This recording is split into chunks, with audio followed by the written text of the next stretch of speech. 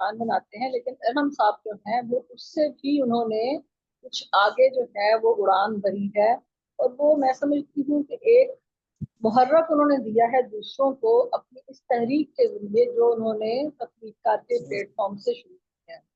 और फिर मुझे तो वो शेर याद आ गया कि लोग आते गए कारवां बनता गया। तो अब अरहम साहब का जो है वो तहकीकात के प्लेटफॉर्म के हवाले से बेगम जेबी साहबा के साथ मिलकर एक ऐसा कारवां बन गया है जिसमें आलमी सतह पर हम सब मौजूद हैं और हर देश के लोग वो इसमें जो है वो बात कर रहे हैं।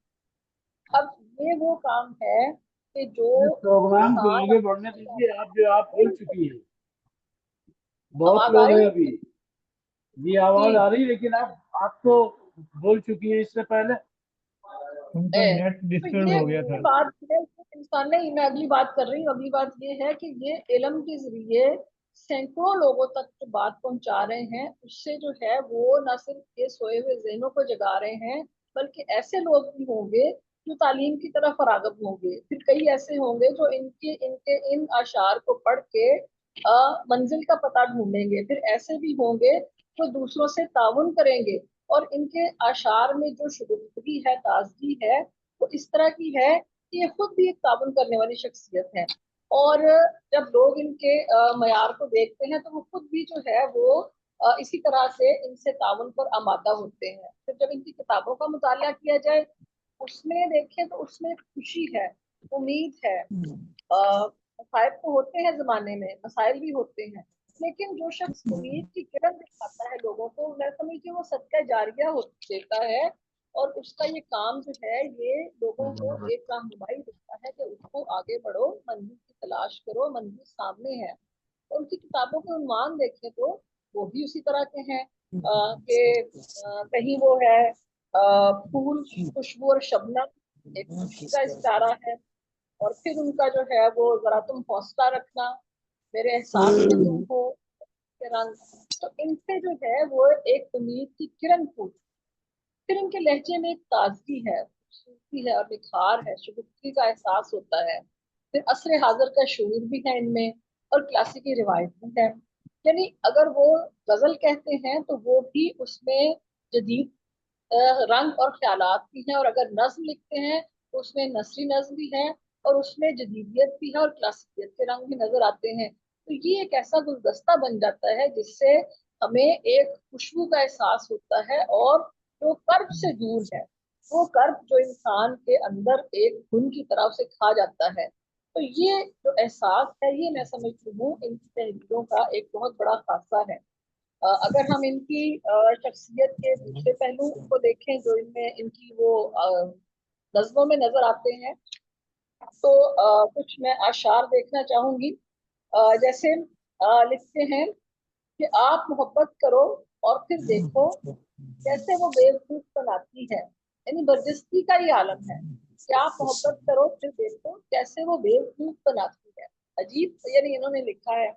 फिर जो पाकिस्तानियत के हवाले से लिखते हैं तो अच्छे अच्छे अच्छे अच्छे दफ्तर भी हैं, रिश्वतखोर अफसर भी हैं, शर्म नहीं है, हया नहीं है, पाकिस्तान में क्या नहीं।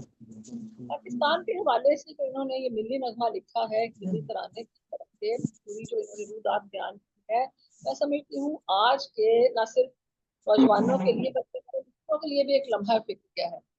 और फिर जब हम इनकी दूसरी शख्सियत का हवाला देखते हैं जो इन्होंने student guide of for success लिखा है, एनटीएसएस लिखे हैं, जॉब अपॉर्चुनिटी, जॉब इंटरव्यूज लिखे हैं।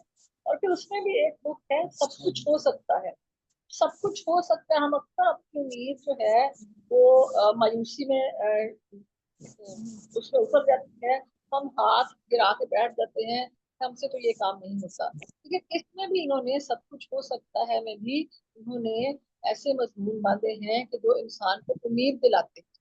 तो रोशनी के रंग जो है उसमें जो इनके मजमून है, हुस्न तालीम क्यों है, निशान हैदर एक मोटिवेशन है काम करने के लिए। यानी अपने काम को शहादत की हद तक आप ले जाओ। फिर सेहत तो तंदुरुस्ती, फिर दुआ की फजीलत, रहमतुल आलमीन, और फिर फितरत का शाहकार, माँ। माँ के ऊपर इन्होंने बहुत लिखा, अच्छे मजमून है इनके।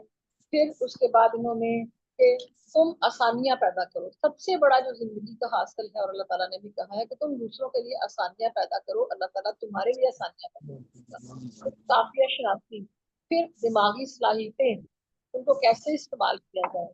तो ये वो गुर हैं जो मैं समझती हूँ अरहम की शख्सियत का एक पूरा अहाता करते हैं, कि वो जिस तरह से शायरी में, गजल में, हाइको में, नज्म में कामयाब हैं,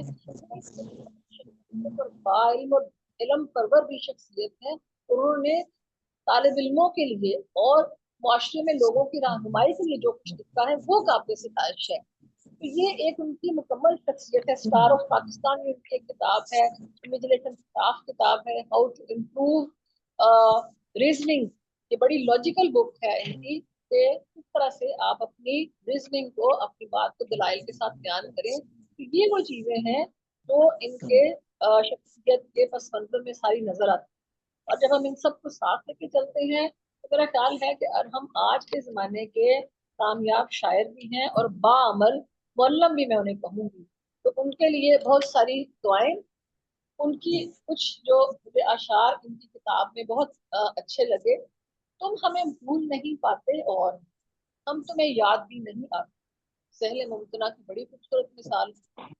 बगैर इसके गुजारा अगर मुश्किल है, टूट कर फिर दिल खराब मत करनी। और उसके बाद एक और जगह लिखते हैं, कभी जो याद आऊंगा तो इतना याद रखना तुम, कभी जो याद आऊंगा तो इतना याद रखना तुम, मेरी यादों के लम्हे भी तुम्हें रोने न। तो उनके इस खूबसूरती का एहसास ये है कि वो दिल गिरफ्तगी को भी शबनमी कतरों के साथ धो देते हैं, और उसमें एक ठंडक और खूबसूरती का एहसास होता है। और हम साहब के लिए बहुत सी दुआएं, और अल्लाह ताला जोरे कलम और भी ज्यादा मजीद उनके कलम से हमें मजीद ऐसी किताबों की तवक्को। बहुत शुक्रिया। बहुत शुक्रिया मैडम, बहुत शुक्रिया। नवाज कमल साहब।